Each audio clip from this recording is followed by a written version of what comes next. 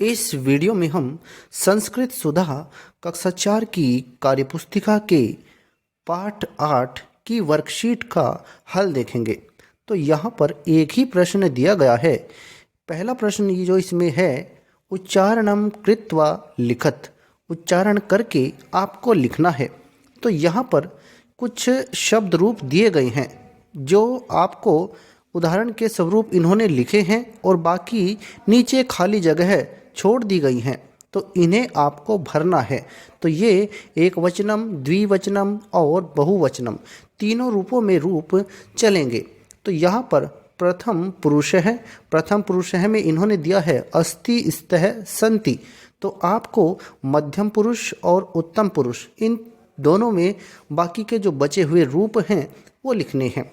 तो जो संस्कृत भाषा होती है, संस्कृत भाषा में 3 पुरुष होते हैं। जिस तरह से 3 वचन होते हैं, 3 लिंग होते हैं, ऐसे ही 3 पुरुष होते हैं। प्रथम पुरुष, मध्यम पुरुष और उत्तम पुरुष, ये 3 पुरुष होते हैं। तो ये तीनों पुरुषों के रूप यहाँ पर आपको लिखने हैं। तो मध्यम पुरुष में इसी तरह से असि, स्थः, स्थ। ऐसे ही उत्तम पुरुष में अस्मि, स्वः, स्मः। तो ये तीनों पुरुषों के और तीनों वचनों के रूप यहाँ पर लिखे जाएंगे। तो इस तरह से आप भी अपनी कार्यपुस्तिका में लिख सकते हैं। अस्ति, स्तः, सन्ति, असि, स्थः, स्थ, अस्मि, स्वः, स्मः। इसी तरह से आगे देखते हैं। यहाँ पर जो है ये पिब धातु का रूप है। इसका जो प्रथम पुरुष का रूप इन्होंने लिख दिया है पिबती, पिबतः, पिबन्ति। आप बचे हुए लिखेंगे मध्यम पुरुष है के पिबसी, पिबथः, पिबथ और उत्तम पुरुष के पिबामी, पिबावह, पिबामह। अब इसमें देखिए आगे इन्होंने लिखा है प्रथम पुरुष के जो इन्होंने रूप लिखे हैं भवती, भवतः, भवन्ति। तो बाकी के बचे हुए रूप मध्यम पुरुष है के भवसी, भवथः, भवथ और उत्तम पुरुष में भवामी, भवावह, भवामह।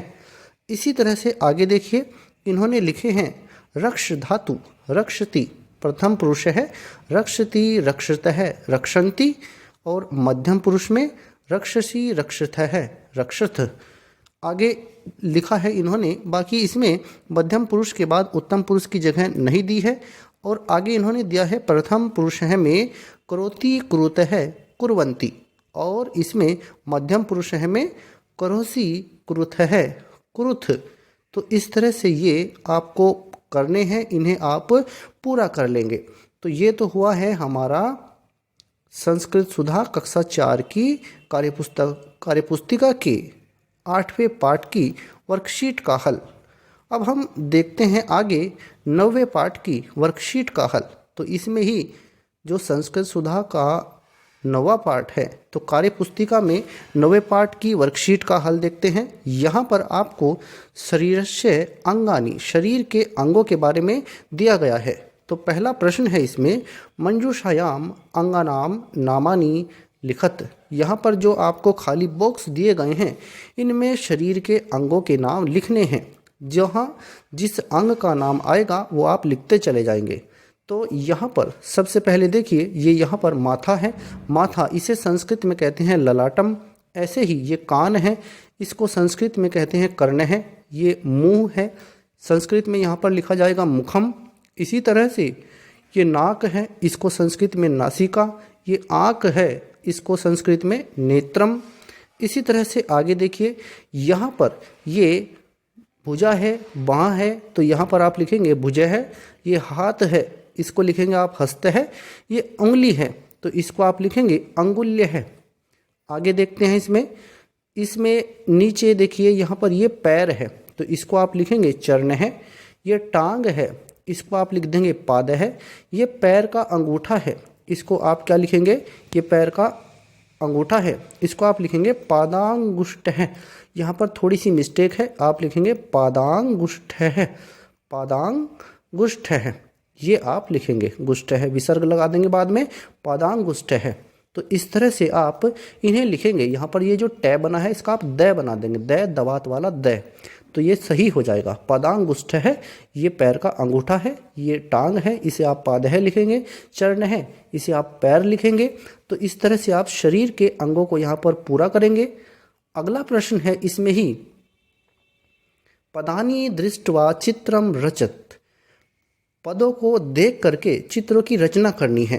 पदानि दृष्ट्वा चित्रम रचयत, तो यहाँ पर आपको इनके चित्र बनाने हैं। जैसे यहाँ पर कर्ण है मतलब कान, तो यहाँ पर आप कान का चित्र बनाएंगे। नेत्रम, यहाँ पर आप आँख का चित्र बनाएंगे। इसी तरह से नासिका, यहाँ पर आप नाक का चित्र बनाएंगे। इसी तरह से आप हस्तः, यहाँ हाथ का चित्र बनाएंगे, हाथ का चित्र बनाएंगे। दंतः, यहाँ दांतों का चित्र बनाएंगे। कंठः, यहाँ गले का चित्र बनाएंगे। इस तरह से आप इनको बना सकते हैं। आगे देखते हैं हम इसमें अपने तीसरे प्रश्न को। अंगानाम कार्याणि लिखत, अंगों के कार्यों को लिखो। यहाँ पर शरीर के अंगों के जो ये नाम दिए गए हैं इनके कार्य लिखने हैं। जैसे कर्ण है, कान से हम क्या काम करते हैं, सुनने का, तो आप लिख सकते हैं शृणोति।